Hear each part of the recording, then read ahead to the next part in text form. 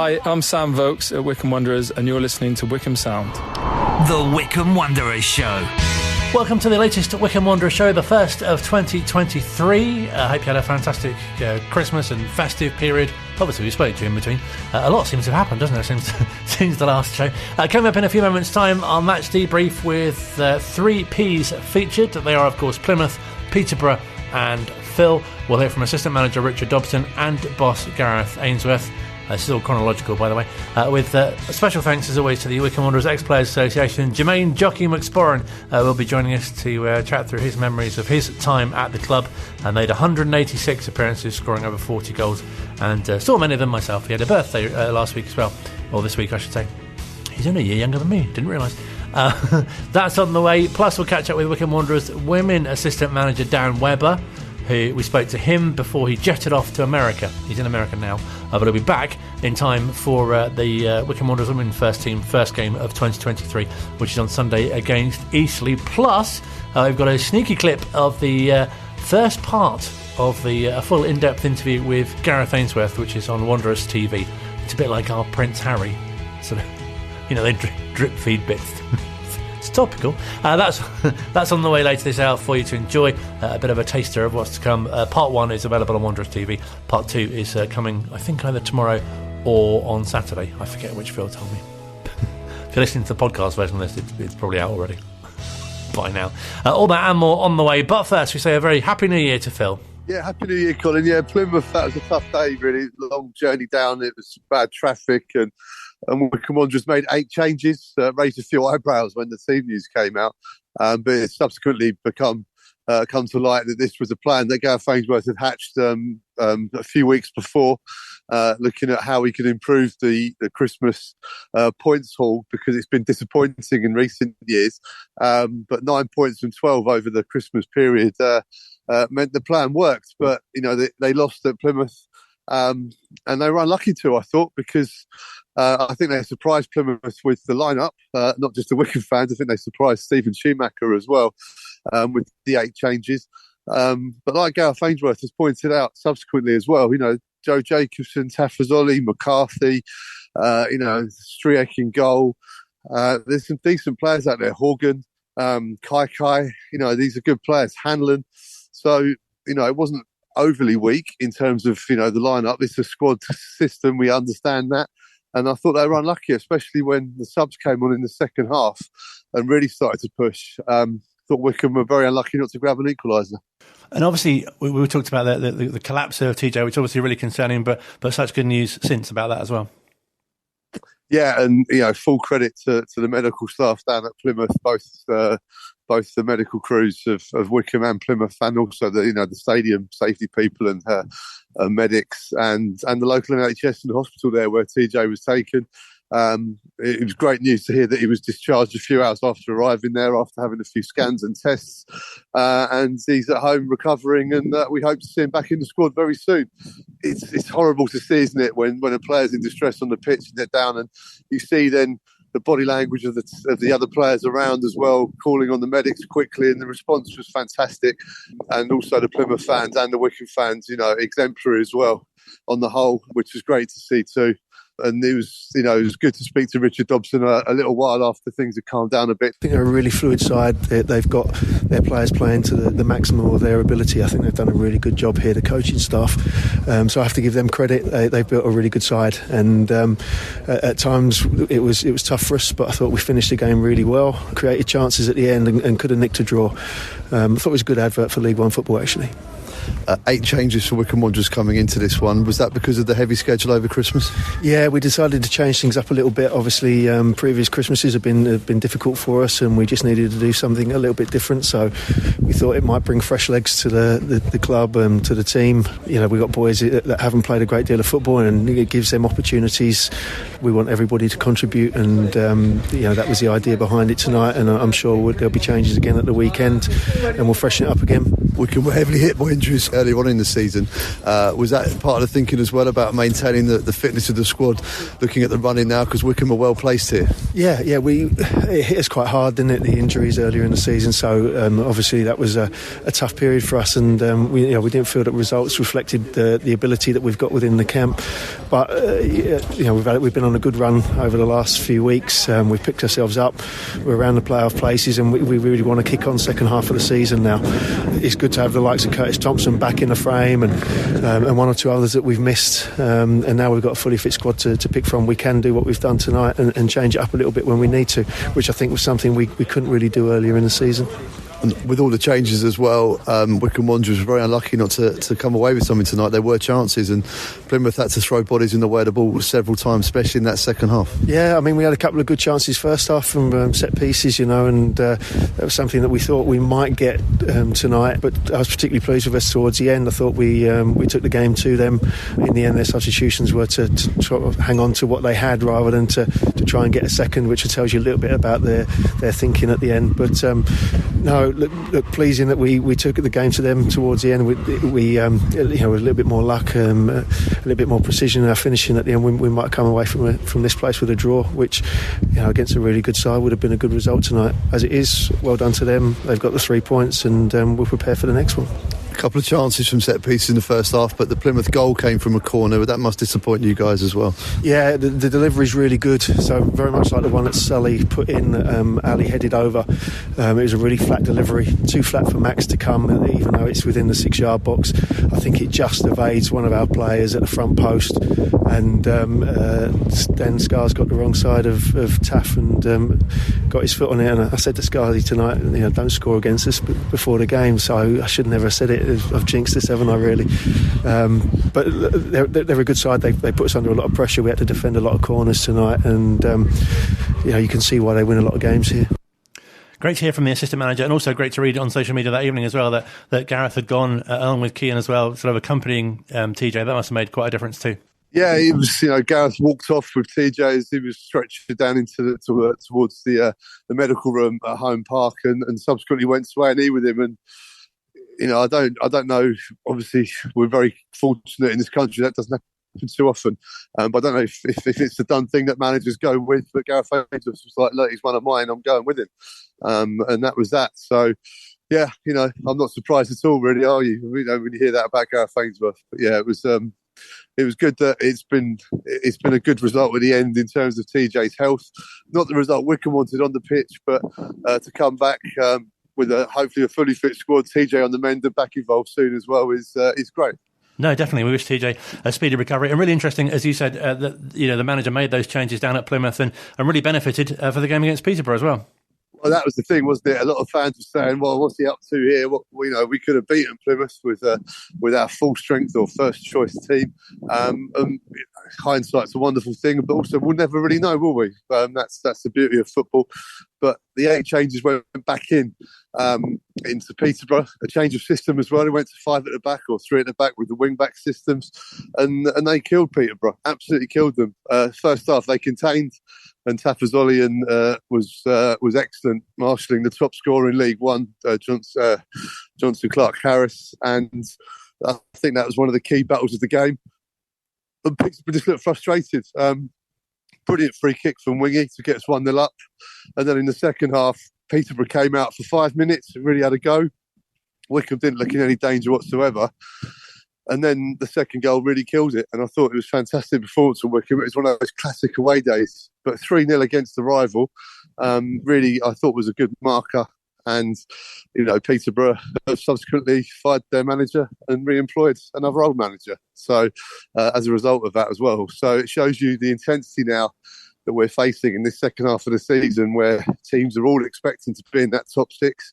And Wycombe are very much in that shake-up as well. But like we say, the 8 changes at Plymouth it put pressure on the result a little bit, because it was a tactic to be fresh, and it put pressure on the result.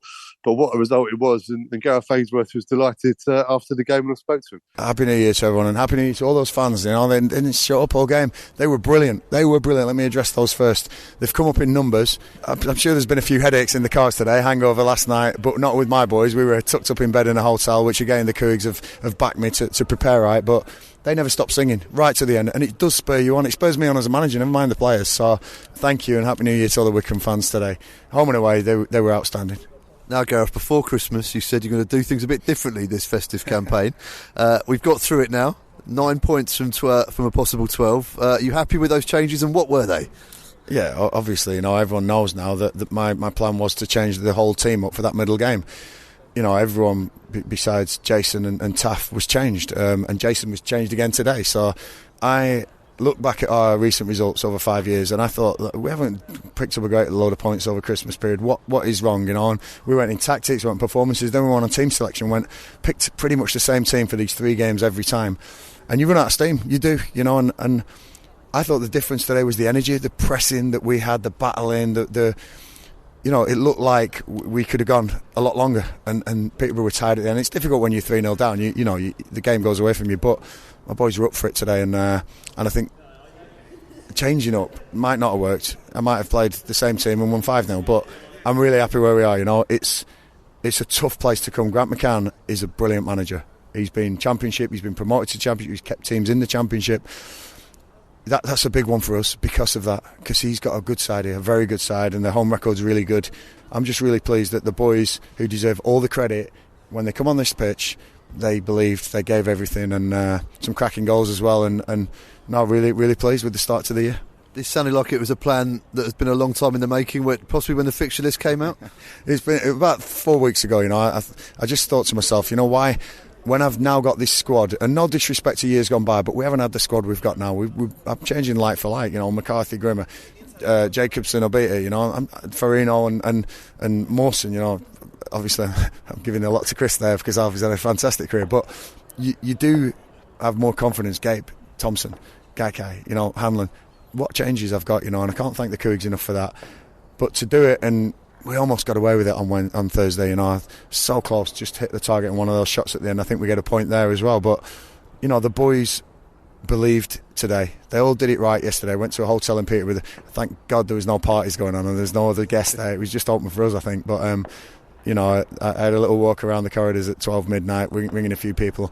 I didn't hear any noise, so I thought my boys were asleep. They're going to need to, because Peterborough is one tough place to come.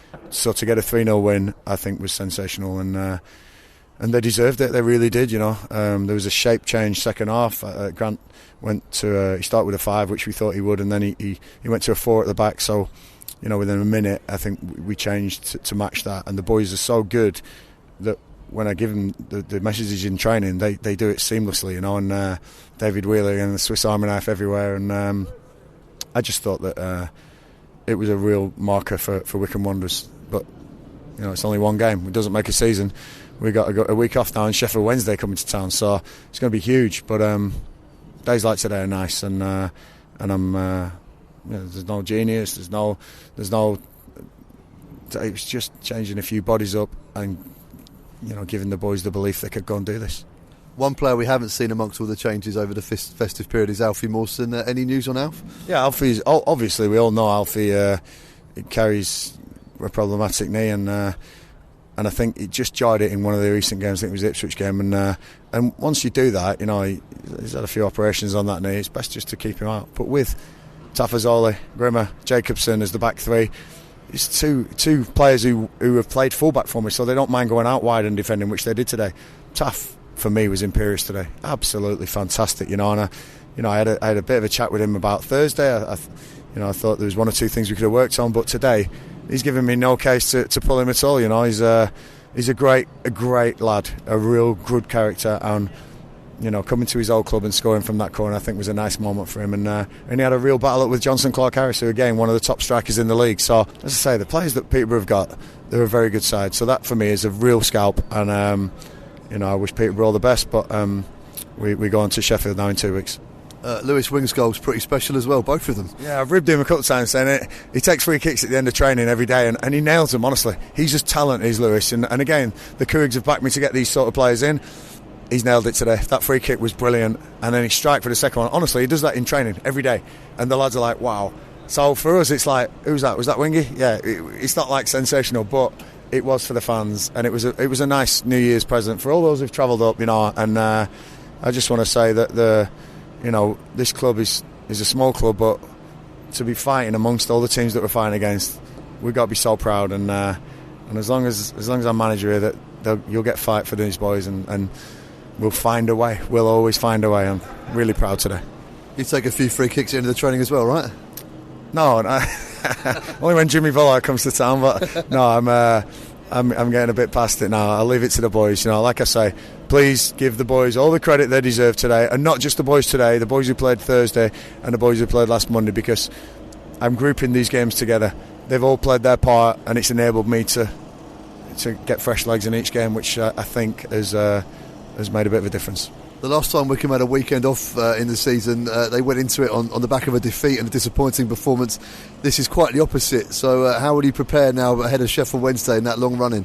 Listen, I've given the boys a few days off. We the only day we had off this week was Christmas Day, and I think it's important that they know that I'll give them something back if they'll give me the efforts that they did. But as I've always said, you've got Sam Vokes and Gareth McCleary, two Premier League players, two internationals who are willing to close people down like they did in the first half. You can't go wrong. The rest have to follow. Really, really proud. And like I say, thanks, lads. You've given me a couple of weeks where there's no stress. And, we'll probably start stressing next week for Sheffield Wednesday. But, no, thank you, everyone. And support was great. Safe trip home. Let's go again in 2 weeks. Great to hear from the manager, as always. And as we've discussed recently, Lewis Wing getting another goal, it's really starting to show his talents as well. Yeah, Wingy's really settling down now. It reminds me a bit of last season when he first joined. He kind of took a little while to get settled into the team and up to match fitness. And then he got a couple of goals away at Crewe.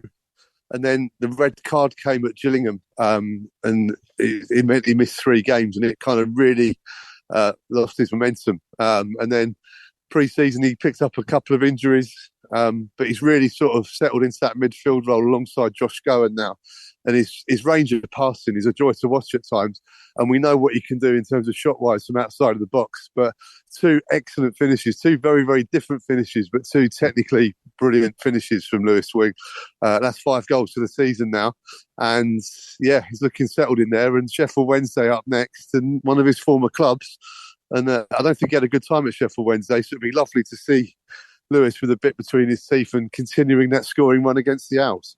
And it really feels like that points tally you mentioned over the festive fixtures, that the table where Wycombe are in the table is looking a lot healthier now.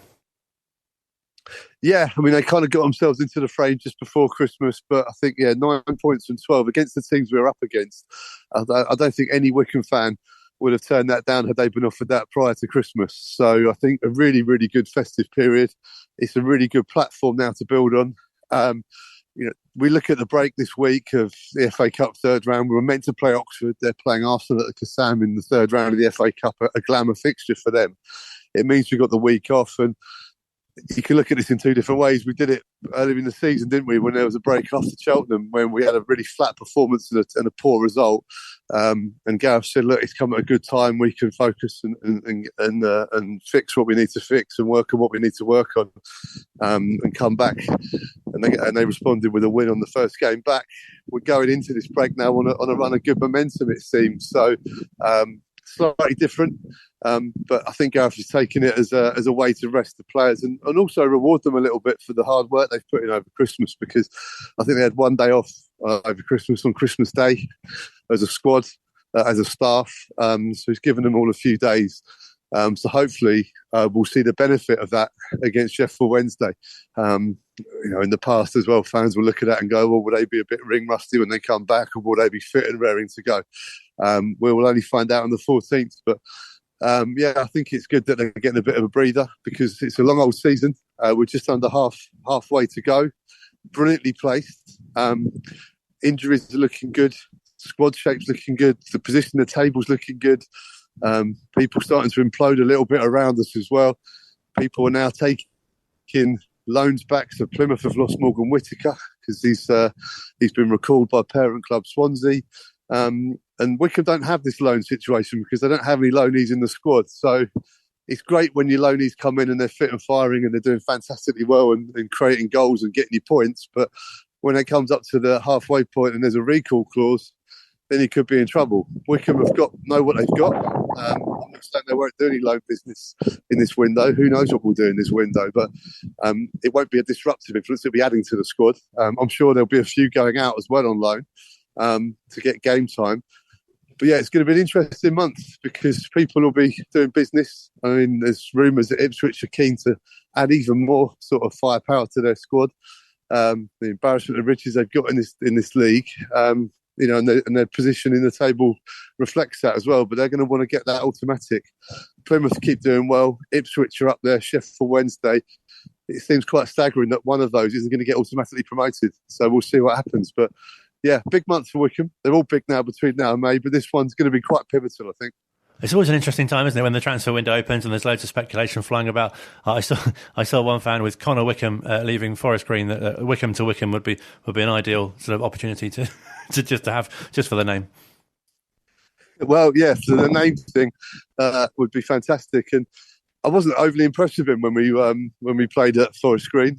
It was a weird system that he was in because he's a big target man, big striker. We got 9 goals in 20 games at Forest Green, but he was playing deep, so he was having to come and get the ball. It's a very odd system that they had. Whether someone can utilise him a bit more, but 9 in 20 for a team down the bottom of the table is good figures, and he's only 29. So I'm sure someone will be picking him up. We'll see who it is. I mean, I've no idea who, but it was at MK last season. He came on in the playoff semi-final and didn't do too much. So yeah, we'll see. As you say, really interesting time. I must take the opportunity to ask how you'll be spending your FA Cup weekend. Well, looking perhaps to go to another non-league game as well to see if I can find the next Stanis Vermetti. That's not part of my duties, but it's just out of my own interest, by the way. I don't want to worry anyone that I have any influence on who we sign. I have absolutely none. We've got an excellent recruitment system at Wycombe Wanderers as the team reflects. But yeah, out of my own enjoyment, I might dip down into non-league again just to see how we are down there, to keep it real, as they say. Well, have a great weekend. Enjoy whichever game you end up at, and look forward to catching up next week. Cheers, Colin. Brilliant chat to Phil. As you can hear, his voice improving after the suffering slightly over the festive fixtures. Don't forget you can hear the full versions of the chats with assistant manager Richard Dobson and Gareth Ainsworth on Wanderers TV, online, on Radio Player, and on 106.6 FM. This is Wycombe Sound. Still to come on the Wycombe Wanderers Show, we'll round up the loan moves, both in and out at Adams Park, as the transfer window is open, of course, for January. We'll hear from the manager as well, a clip from the extended interview which has been done with Phil and him on Wanderers TV, which you can see the first part of now, and the second part is out tomorrow / whenever you're listening to this. It might be out already if you're catching up. You never know. So stay tuned for that. But first, with thanks to the Ex-Players Association, been catching up with fantastic winger Jermaine McSporran, who really enjoyed watching during his time at the club.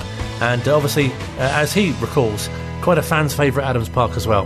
From the time I signed, fans made me feel so welcome from day one, to be honest.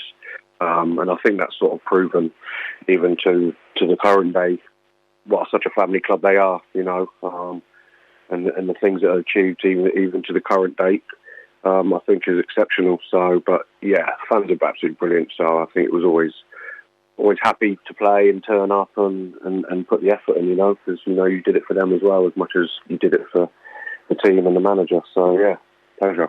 Because do you think a lot of that's to do with your position? Because I know, traditionally people like Steve Guppy and Nathan Tyson, and fans really like, wingers, don't they, who are really exciting and get them off their seats. Yeah, obviously, for me, it was my playing career was always as a winger and sort of more of attacking, forward-minded.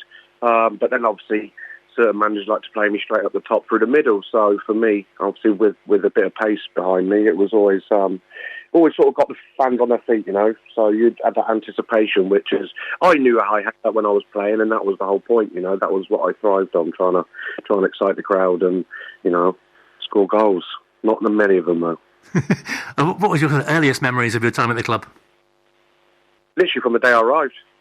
It was from the day I arrived for my medical, from my sort of first training sessions. I think we were back at Bisham Abbey at the time. We used to train down there. And yeah, it was just the early memories, and certain players, Steve Brown, obviously took me under his wing a little bit, sort of looked after me. I think that's where the nickname Jockey came from originally. It's just, the whole thing was sort of surreal for a period of time, for the sort of first couple of months, sort of coming from non-league and then obviously going into the pro game. So, yeah, I would have to say from day dot, to be honest. Day dot, earliest memory. And there was such a mixture of youth and experience in that side, wasn't there, that you played in? Yeah, definitely. Obviously, like I said, I wouldn't even class myself as one of the youngsters at the time. I think I was 21 myself, 2021. But there was a lot of experience in there, obviously with Dave Carroll and Steve Scott, and I think Paul McCarthy was there at the time. And then like the youth coming through as well, young Martin Lee and Danny Sender, Ian Simpemba. There was a good mixture, and then obviously the experience and the Michael Simpsons, and you know, there was a good core of players, and I think that's why we bonded really well. And you must have really enjoyed your kind of role in the team as well. I know on the Ex-Player Association Facebook page where JDT's brother will be on this evening's show, Martin was saying that, you know, how quick you were, and that must, you know, really help with your game and to, you know, to fit in well with the rest of the team too. Yeah, obviously it does help. You know, I'm signing from non-league, and I know a lot of the lads were expecting to think, well, okay, what's he going to come in and do? And you know, and I think obviously once I did sort of open my legs a little bit, it sort of gave an idea, well, actually, yeah, he might have a benefit for this team. So, yeah, it does help, you know, if you've got something that can benefit the team in any way. So, yeah, like I said, it was my game at the time, and it's how I wanted to play. And everyone remembers that great cup run. Obviously, there was the injury for yourself, but it must have been so great to be part of the team at the time leading up to that. Yeah, totally. From the early rounds, you know, I think I played in the early rounds. I don't know if it was Harrogate and then Millwall game. But then obviously the cup run after that was just sensational. I don't think it would ever be matched again, you know, for what we achieved that season. With the injuries that we had, players that we were signing, obviously Roy Essendon and that situation, you know, we couldn't have been in a worse situation to reach a semi-final, and we managed to do it. But obviously that's credit to the lads. But once again, you know, it was even the injured ones on the sidelines. We was all right behind everybody, so we all stuck together, and it was a group effort, you know. And a huge blow for yourself to get that double cruciate injury as well. Yeah, it happens. First one, I think I did that at Wigan away, sort of early in the game. Didn't really feel too much, and then as the game went on, progressed towards, I think I made it all the way to half time. Then when I got inside at half time, then my knee just ballooned. And then obviously Dave Jones, the physio, just had a look at it and said, no, we're not going anywhere. And then obviously the results proven that, yeah, I did my first cruciate. And then to do a second one, after doing the recovery for 8 months, and then sort of get back into fitness again, back into playing, and then getting the sharpness back, and then I think it was sort of towards the end of the season, and then I did my other knee. Yeah, that was disappointing, that one, yeah. Did you find it especially tough, sort of mentally as well? Because obviously it's such a long time for you to be out, or did you have that sort of focus? Just, I remember people saying, you know, you were out on mountain bikes and stuff, and just, you know, really getting back. For the first one, it was my first ever real injury, so I think my focus was always there. So it was sort of the unknown, so I was happy just to hit it head on, and we're going to do this, and I know it's going to be a long road, but you get that motivation. And with Dave Jones and the physios there not helping you out, and Big Terry Evans, you know, you had that support. And plus, obviously, the other players that were on the injury list at the time as well. So you all sort of, your own little entity, but at the same time, we all sort of drove each other on. So I think the first one was the easiest, but the second one, no, that was tough. I think that was really tough then, when that one happened, because I already knew what I'd just been through. So I had to sort of mentally prepare myself to do it all again. And I think that was a tough one. Yeah, so, yeah, very tough. You must be really proud, though, to have played, not too far off nearly 200 games for the club, and under certainly, Laurie and John, really, really popular and ever present in the team, pretty much. And I guess they were quite two very different managers to play under.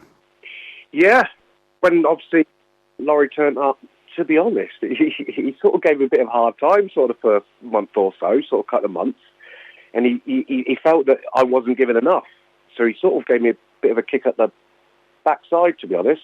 And he was on my case for a little while, but credit to him if that's what he sort of felt needed to be done, and I think he got the right reaction anyway.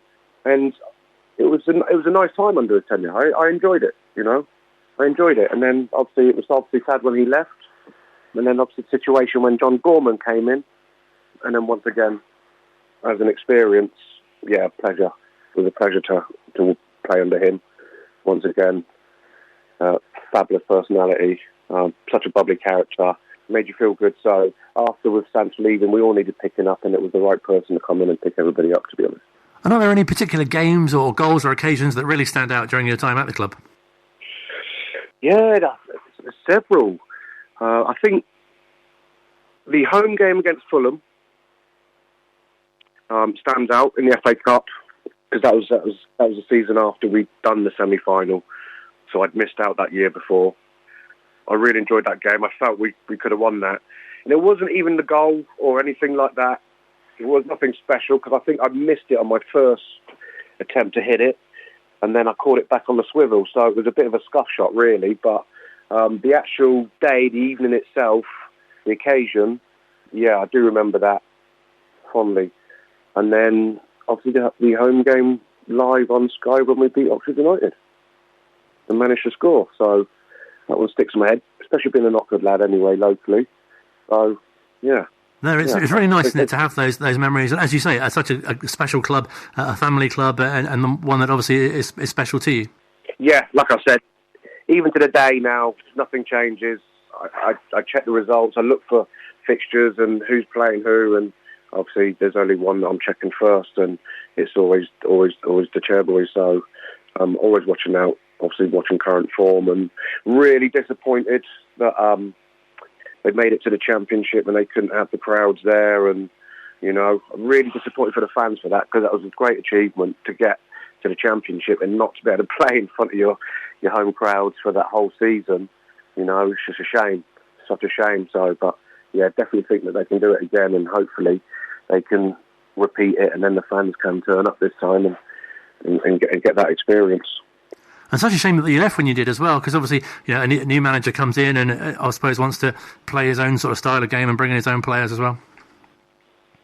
Yeah, Tony Adams came in, and it was okay for sort of the first little bit of time, because he's coming in to find his feet, looking at players. We're trying to obviously gauge what he wants from us and what he thinks, and it's that we go through that little period. But he came in and just made it clear that I probably ain't going to be part of his plans, as his budget wouldn't stretch.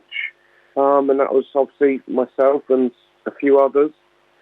So Walsall have come in and they want to take you on loan to the end of the season. And it was just literally a meeting just like that. And I was like, okay. He said, but go home, have a think about it. And I was like, okay, fine. Yeah, disappointing to leave. It was disappointing. But then obviously I took the opportunity to go to Walsall, because obviously I felt then that obviously I wasn't wanted at the club anymore by him, and I wasn't part of his plans. Obviously not by the club itself, but by Tony Adams and his plans. So, I had to think about taking an opportunity to go to the Championship. Obviously if it didn't work out, then obviously we go back to the drawing board. But it was an opportunity, so I took it. Yeah. And then you had the opportunity to come back as well. Yeah, and that was the strangest thing, because I think we had a golf day for the lads at the end of the season, charity golf day, and I came back for that. And Tony just spoke to me, pulled me to the side and said, look, come back and have a chat. So I said, yeah, of course. So I met up, come to the ground, we had a chat, and it was just the complete opposite to what I'd been told sort of 4 months before. And I always worry if some opinion can change quickly just like that. And I just didn't feel as if it was... I felt like it was more...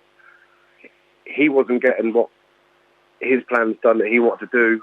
It was sort of last minute, and I need to sort of try and claw some players back. It felt like I'd been pushed out, but because his plans didn't work out, he was trying to sort of redeem himself. And yeah, so it just didn't inspire me to come back, you know, and that was a disappointing thing because I didn't want to leave in the first place, so pretty much. So yeah, it was, the whole thing sort of conspired in a way where it sort of, it didn't turn out the best result, really, for all parties. So overall, how do you look back at your time at the club? With fond memories, always with fond memories. Even when I visit back now, when I pop back, it's always lovely to be back. You know, old faces, still the same. But yeah, I've just got nothing but happy and fond memories of the club from start to finish. And do you still keep in touch with teammates from that time as well? Yeah, I do. I've kept in touch with Steve Brown quite often. We still manage to get out on the golf course and play a bit of golf. So yeah, we keep in touch. And it's the same with a few others, just via Facebook and just talking and birthday wishes and things like that. So, yeah, we need to do a meet-up, really, to be honest. And what do we find you doing these days? So now I work for the NHS. So I'm a medical courier now for them. I've been there for several years now, so I sort of do urgent blood samples and blood transfusion and blood units from hospital to hospital in between here and Oxford. Oh, that must be something you find really rewarding. Yeah, I have done so. It's been a tough time, actually, obviously, through COVID and everything else. For me, it's been non-stop, so it was probably even more busier for me to keep working. And, yeah, I enjoy my job, really enjoy it, really appreciate it. Yeah, having a nice time. Do you really miss football, or are you quite sort of pleased in a way that's kind of done now and you're doing something else? Yeah, well, I stayed in touch with football afterwards for a little bit when I retired, and I moved back to Oxford. So I started at Oxford United for a little bit, doing the coaching with young kids, after school club, things like that, getting a bit of experience. And then progressed on to helping out as an assistant for the United under-13s team at the time. And then obviously more recently, sort of non-league with Kidlerton, did a couple of seasons there, managed to get them promoted also as well. So I sort of kept in touch. But yeah, I think my focus had turned sort of more priorities and my wife and children. And so yes, I didn't have the time, if that makes sense, you know. I miss the playing, but at the same time, I don't. I'm quite settled. And it's really nice that you're not too far away. And as you say, you can pop back to Adams Park, and it must be so nice for you to see how the team are doing now. Yeah, I'm half hour at the motorway, so like I said, if they ever want me to pop up, I'm happy to come and visit. Yeah, it's nice to be close, so I know that I can always get by and come and catch a game. So hopefully I can pop up soon. And does it feel like you're a real kind of part of the team's progression, part of the foundation of where they are today, if you like? I think everybody's played their part. I think every player that's come into the club, every player that's left, every manager, coaching staff, you know, backroom staff, groundsman, everybody's played their part from the start to finish. I said because the club's always been focused on that way. It's been a well-organised, well-run family club. And I think there is no sort of one person, apart from at the moment, you can put your hand on, it would be actually Gareth Ainsworth for the job that he's done, taking them forward, and that's what he's done. He's taken them forward. So we was always building blocks and building steps. But I think the achievements that they've achieved now is everybody's part. Everybody's part. Well, it's been a real pleasure to speak to you. Thank you so much indeed for your time. No, you're more than welcome. Thank you for having me. Great chat to you, Jermaine McSporran. Don't forget, throughout the season here on the Wycombe Wanderers Show, we'll be speaking to more former players, thanks to the Wycombe Wanderers Ex-Players Association. Online, on Radio Player, and on 106.6 FM. This is Wycombe Sound. Still to come on the Wycombe Wanderers Show, we'll hear more from manager Gareth Ainsworth. We've got some loan news for you as well.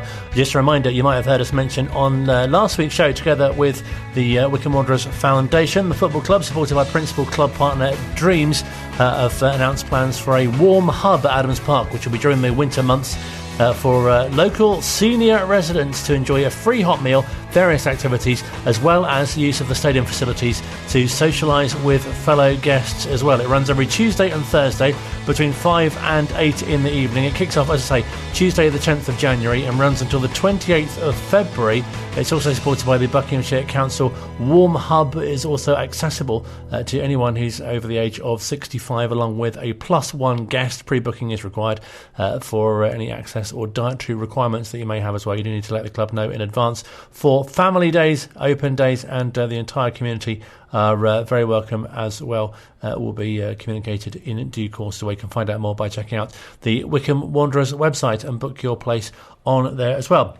If you're a regular listener to the show, you'll know that always keen to follow Wycombe Wanderers women as well. Assistant manager of the first team is Dan Webber, and of course the Chairgirls have been taking a bit of a break over Christmas ahead of the resumption of their season this Sunday. I've been chatting to Dan about how positive it's been. It was quite a busy first half of the season. We had lots of new players come in over the summer, and we've spent a long time trying to work out our best formations and the right players in the right positions. And so, yeah, absolutely, it was a good opportunity after a few games at Christmas to be able to then sit down, work out where we are, and get ready for the second half of the season. I mean, it really feels like a team that's in transition, and obviously some of the results have been a bit disappointing, I guess, but the performances you must have been so pleased with. Yeah, that's the thing. The performances have been good. In a lot of the games have been very tight.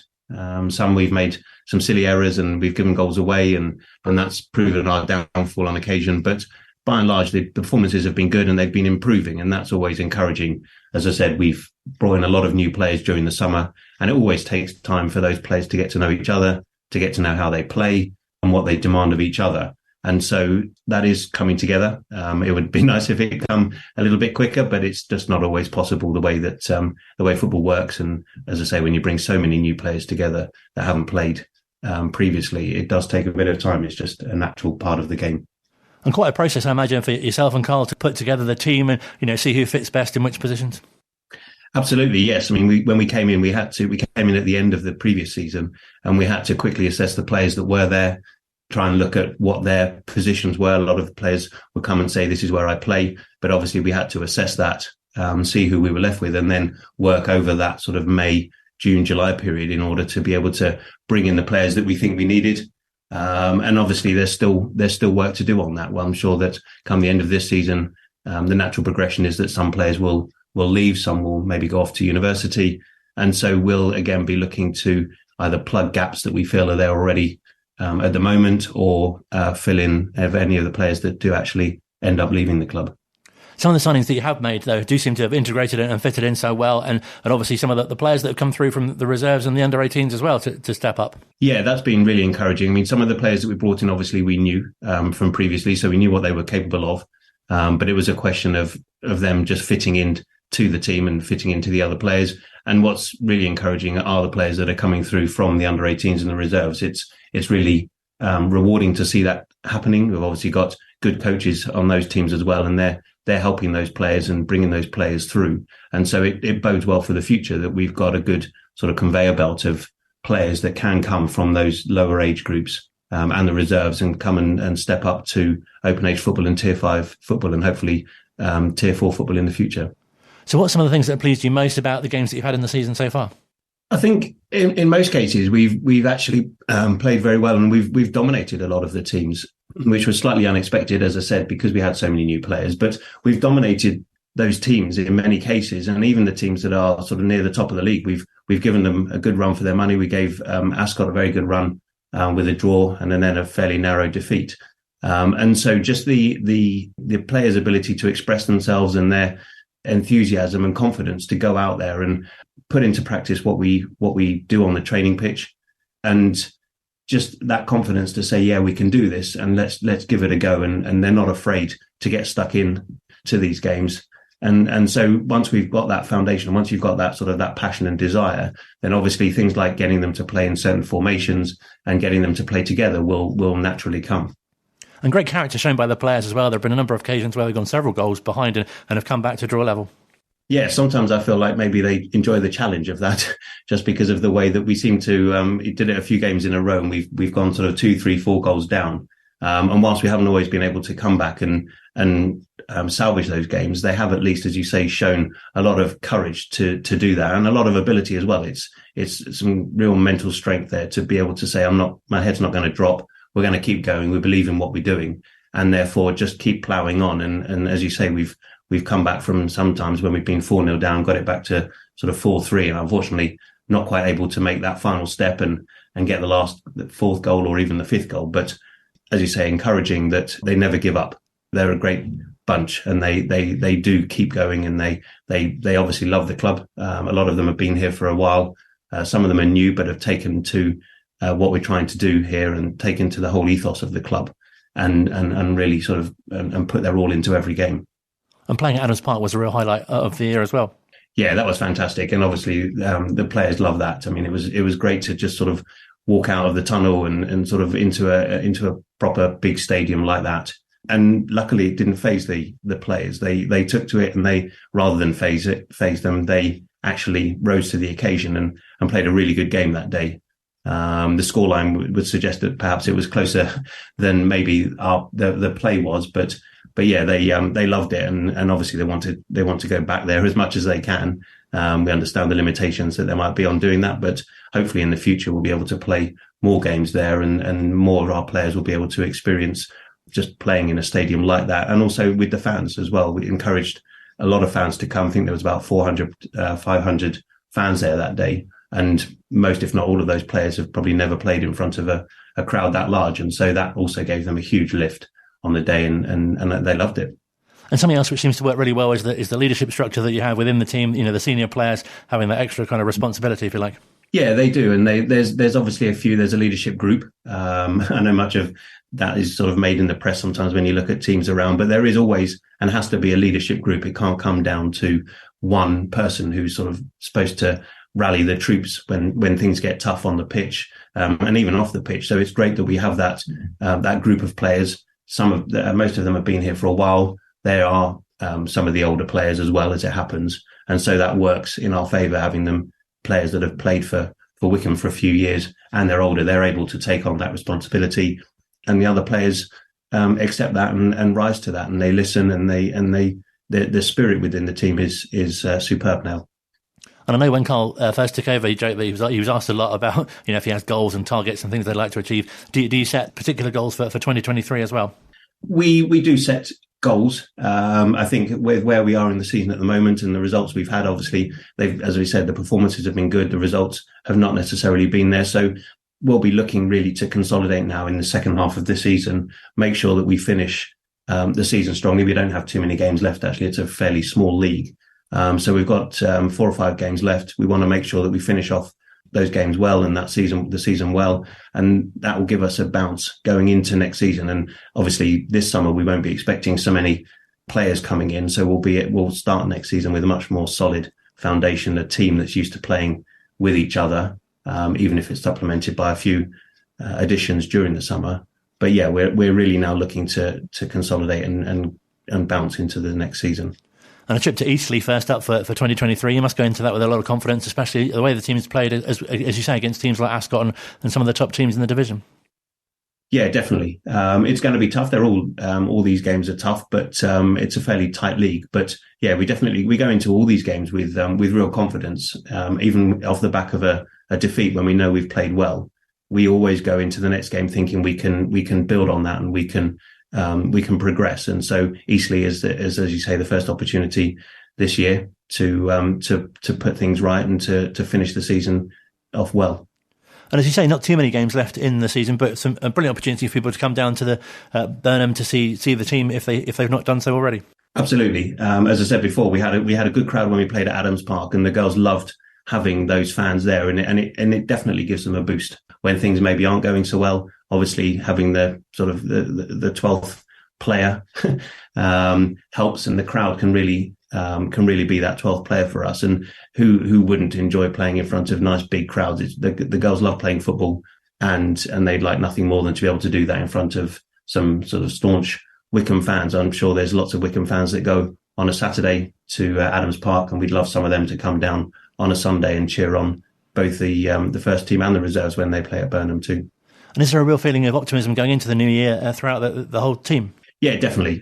Spirits are high, confidence is high, and the players just want to do their best and to get on the pitch and show what they really can do. I think they feel that, as they say, the results haven't been there. The performances, by and large, have been, and that now they're just determined to make sure that they turn those performances into some victories and get the rewards that really their play and their hard work really deserves. Great to chat to Dan Webber, who's the assistant manager of Wycombe Wanderers Women. Spoke to him just before he jetted off to America for work, but he'll be back very shortly in time to take his place in the dugout for that trip to Eastleigh on Sunday. And of course, we wish Wycombe Wanderers Women, first team reserves and under-18s, all the very best in their upcoming fixtures as well. Turning our attention back to the men's first team now, though, and you might have heard a little earlier on this afternoon, it was confirmed that Daryl Horgan has moved out on loan to League Two Stevenage for the rest of the season. The Republic of Ireland winger has made 101 appearances for the Chairboys, with 17 of those coming in the current campaign. Meanwhile, Arnold Matshazi has returned from his loan deal with Slough Town,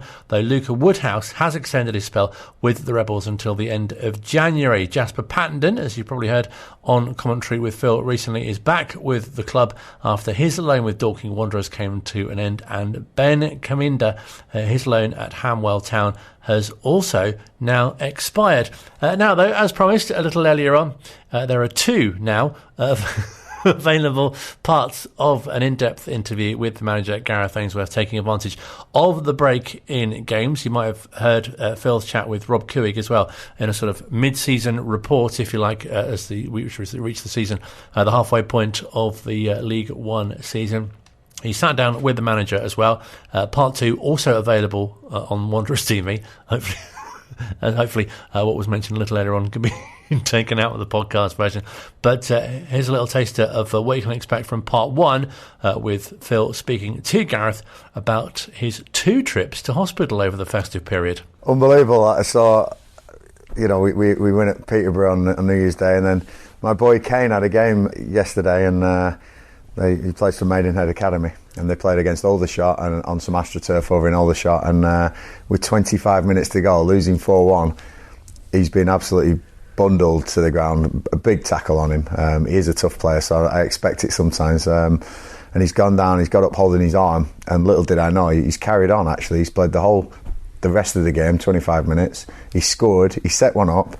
The game ended 4-4, it was a brilliant game, and Kane, at the end of the game, his hand is massively swelled up, so I thought I better go and get that checked out. He's broken arm, so he's fractured his arm in that tackle.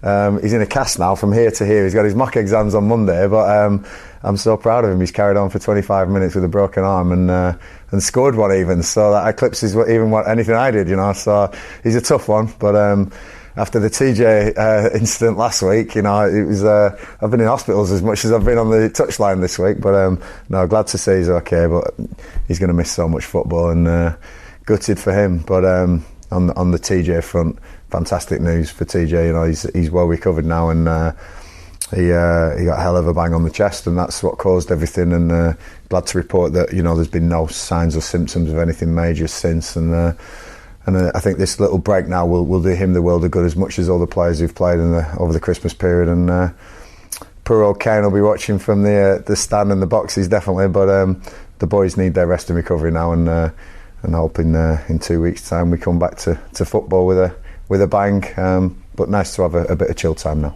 It shows your duty of care as a manager. Obviously, we expect to take your son to A&E, but you went to A&E with TJ as well as Keano Doherty, the head of medical here as well. But that's the side of management that a lot of people get to see. Listen, I think anyone would have done it. When I saw TJ collapse on the pitch, I ran over straight away, and I didn't leave his side then until we dropped him back in Wycombe, and Kean as well. I can't speak highly enough of. We have fantastic medical staff here, and the speed that both Kean and Dr. Bob Sanger came, I think they'd almost gone back to the dressing room, but the speed they'd come out and got the care to TJ. I got there, and all I could think of was making a little semicircle around him because of the Denmark thing, thinking the last thing anyone wants to do is start filming this or start taking photos. Let's give him a bit of distance, but also let's keep this as private as we can. And like I say, it ended up that I then escorted TJ on his stretcher to the medical room, which then went into an ambulance. I got in the ambulance with him, and we ended up at Derriford Hospital in Plymouth, where sensational NHS. Like I say, doctors brilliant. Everything clear, just some slight worries that we had to look out for, but safe to say that he's fit, he's well. And it was a scary moment, but duty of care for players and duty of care for my boy as well. But like I said, I think anyone would have done it, and just glad to see that TJ's healthy and well, and I'm sure he'll be taking part. I thought he was excellent when he came on, a real spark on that night, and he ran himself into the ground, literally, so, but no, get well soon, both of them. Hoping, like I say, for some rest and recovery now into the boys before we report back and start prepping for the Sheffield Wednesday game. A taster of the in-depth interview, which you can find on Wanderers TV, parts 1 and 2, available now. Manager Gareth Ainsworth speaking to Phil, who of course is the head of audio and broadcast at the club, host of Ringing the Blues, and of course match commentator for Wanderers TV, and of course us here at Wycombe Sound as well. As mentioned, you're probably already aware, no Wycombe Wanderers fixture this weekend, due to play Oxford, who have got FA Cup responsibilities of their own. We'll be taking on them on Tuesday the 24th. Before that, we host Sheffield Wednesday on Saturday the 14th of January. The following Saturday, a trip to Bristol Rovers, and then after the Oxford game, another home game against Fleetwood Town. And as I'm sure you realise, the League One table is looking pretty healthy as well, with Wycombe just sitting just outside the playoff places at the moment after 25 games. Some of the teams in the top part have played a few more, but looking pretty healthy. Hope you've enjoyed the show for this week, and that you had a very happy new year as well, of course. And look forward to chatting to you at the same time next week on the Wycombe Wanderers Show here on Wycombe Sound.